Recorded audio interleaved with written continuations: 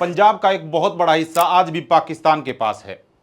उस समय के पंजाब का लगभग 60% हिस्सा पाकिस्तान के पास है और भारत के हिस्से में जो 40% पंजाब आया था उसमें से भी कट छट कर आज के दिन वास्तविक पंजाब मात्र 15 से 20% है।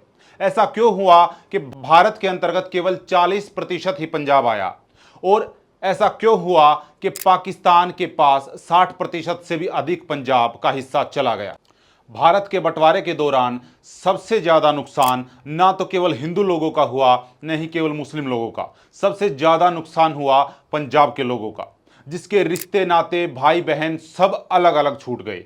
किसी के माँ बाप भाई बहन पाकिस्तान में रह गए और किसी के माँ बाप भाई बहन और रिश्ते नाते भारत में रह गए। एक सीमा ने उनके रिश्तों को बांट दिया था और सबसे हैरानी की बात यह थी कि उस समय ये जो सीमा निर्धारण है अंग्रेजी सरकार ने एक ऐसे व्यक्ति को दिया जो कभी भारत आया ही नहीं था। उनका नाम था सर रेडक्लिफ। जो व्यक्ति कभी भारत नहीं आया था उसने केवल एक नक्शे को देखकर एक ऐसी सीमा तय कर दी जिसने दो देशों के बीच में एक बॉर्डर बना दिया, जो आगे जाकर बहुत सारे विवादों का कारण भी बना।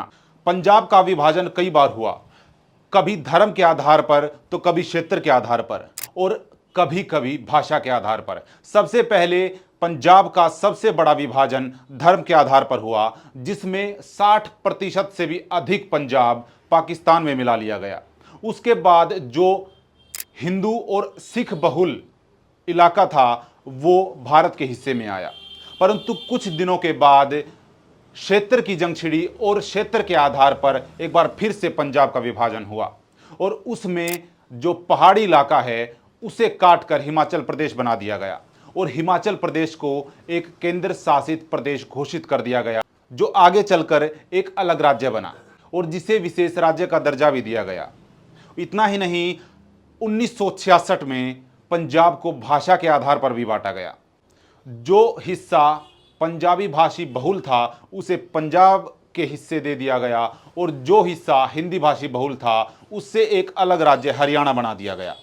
इससे आप लोग समझ सकते हैं कि पंजाब के लोगों ने कितने दुख सहे होंगे और भारत के विभाजन के समय जो पंजाब का विभाजन था वो सबसे बड़ा विस्थापन भी माना जाता है। न केवल भारतीय इतिहास का बल्कि विश्व के इतिहास का सबसे बड़ा विस्थापन माना जाता है और साथ में बहुत बड़ा नरसंहार भी माना जाता है। इस विषय के ऊपर आप सबके क्या विचार हैं, कमेंट बॉक्स में जरूर रखिए।